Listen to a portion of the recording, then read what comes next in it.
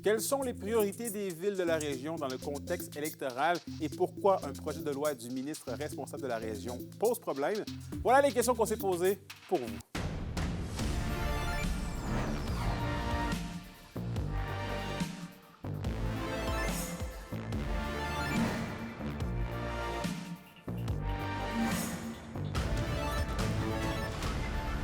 Ici Anthony Dallaire et voici vos informations.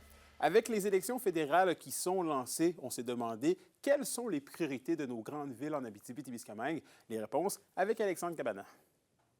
34 jours avant le jour J. Pour les maires et mairesses des villes d'Amos, de Rouyn-Noranda et de Val-d'Or, il est clair que le gouvernement canadien n'est peut-être pas le palier avec lequel on travaille le plus souvent. Reste que les besoins augmentent et s'aggravent. Pour les représentants des municipalités à qui j'ai parlé aujourd'hui, il est clair que le travail avec le gouvernement canadien sera appelé à augmenter dans les prochaines années et, on l'espère, à se simplifier. Qu'est-ce qui est important pour nous dans le monde municipal, c'est vraiment que le monde fédéral soit le plus décentralisé possible.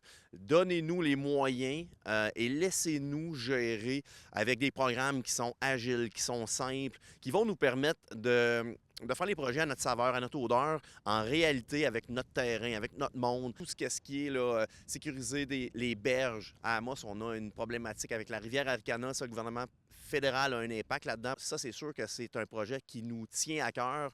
La crise du logement est d'ailleurs revenue à chaque conversation. C'est sûr que en matière de logement, ça serait le fun que le gouvernement fédéral soit beaucoup plus agile et qui délie les bourses, là. On a besoin de créer du logement. La place des aînés dans la société préoccupe aussi la mairesse Dallaire. Il y a eu ce sondage auprès des personnes âgées. Monsieur Lemire, notre député, en faisait l'annonce l'autre jour.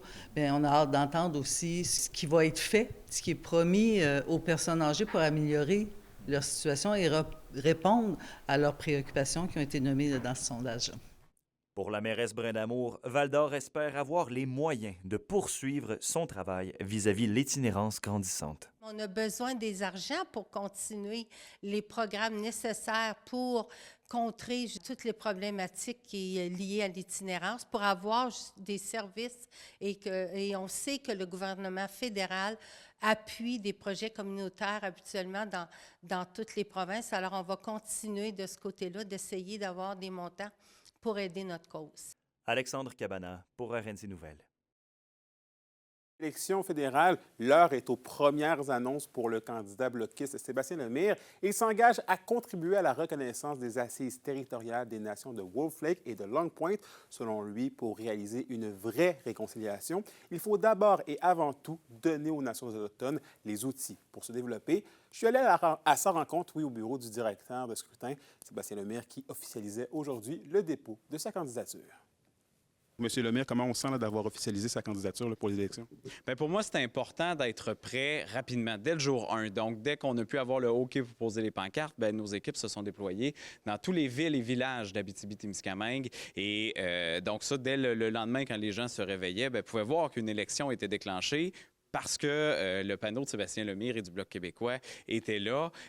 Donc, les bulletins de candidature ont été déposés formellement aujourd'hui parce que mon jour 1, hier, bien, je trouvais important d'aller voir les leaders autochtones, particulièrement du sud du Témiscamingue, ceux qui n'ont pas de territoire qui leur est propre, parce que pour moi, la question des assises territoriales, c'est important que ce soit le premier engagement de campagne. Donc, j'étais avec eux et jour 2, bien, c'est ici au bureau du directeur des élections à Rouyn-Noranda.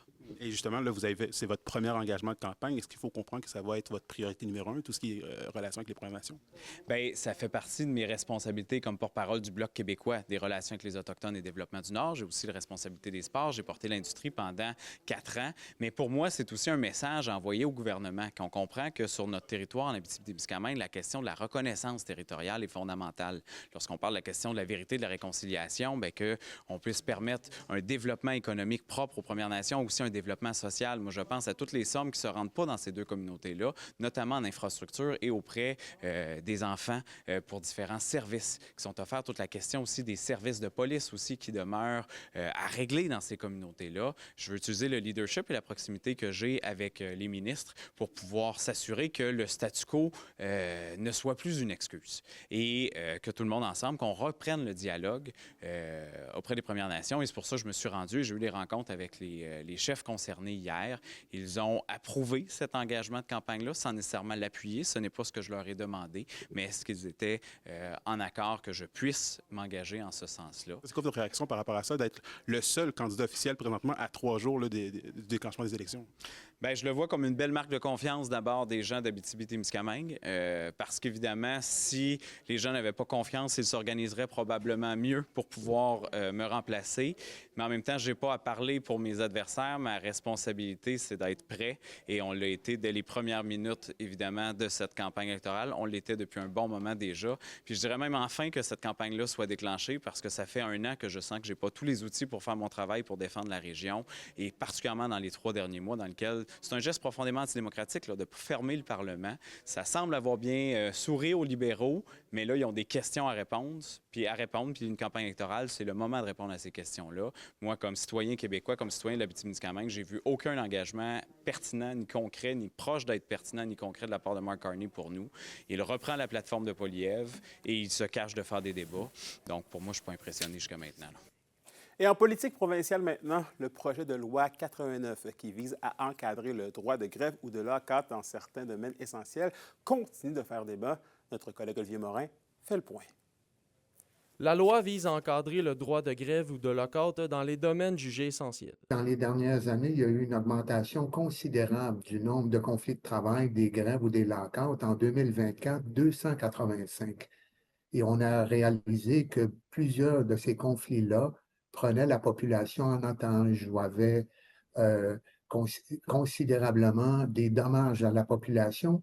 Et c'est la raison pour laquelle on a élaboré un projet de loi. Pourtant, une majorité des négociations collectives se règlent sans l'utilisation de mesures de grève. Environ 95 % des négociations au Québec se règlent sans grève ni lock-out. Malgré le contexte actuel, le ministre du Travail et responsable de la région, Jean Boulet, s'est dit ouvert à la discussion avec les 4 principaux partis syndicaux dans le but de modifier le projet. Bien sûr que je suis en écoute. Évidemment, il faut dialoguer.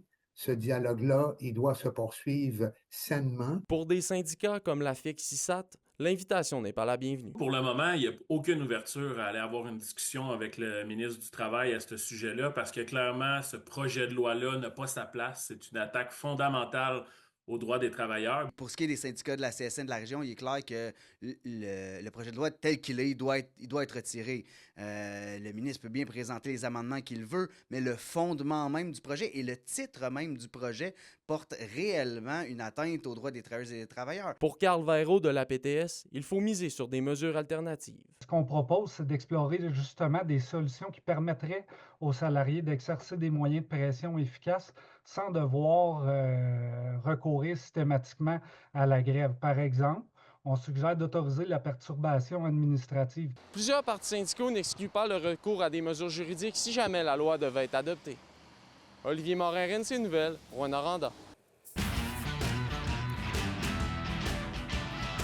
Et au sport, la finale régionale U15 de curling s'est déroulée la fin de semaine dernière et opposait des équipes de La Sarre, Val-d'Or, Rouyn-Noranda et Chappais. Ce sont les filles du club de curling Noranda qui ont remporté l'événement. Elles ont conclu leur fin de semaine avec une fiche parfaite de 4 victoires et aucune défaite. Rouyn-Noranda se rendra maintenant au provincial qui aura lieu à Lennoxville du 11 au 13 avril prochain. Et à la météo de l'Abitibi-Témiscamingue pour ce soir et cette nuit, c'est de la neige pour tous les secteurs. Neige qui devrait cesser au courant de la nuit en Abitibi, minimum de moins 12 degrés Celsius. Pour la journée de demain, c'est des nuages avec des maximums de 0 degrés Celsius. Et finalement, en aperçu pour jeudi, c'est un mélange de neige et de pluie avec des maximums de plus 2 degrés Celsius. Et voilà, c'était vos informations régionales. Merci encore une fois d'avoir été des nôtres. Nous, on dit bien évidemment à demain pour la suite des choses. D'ici là, prenez soin de vous.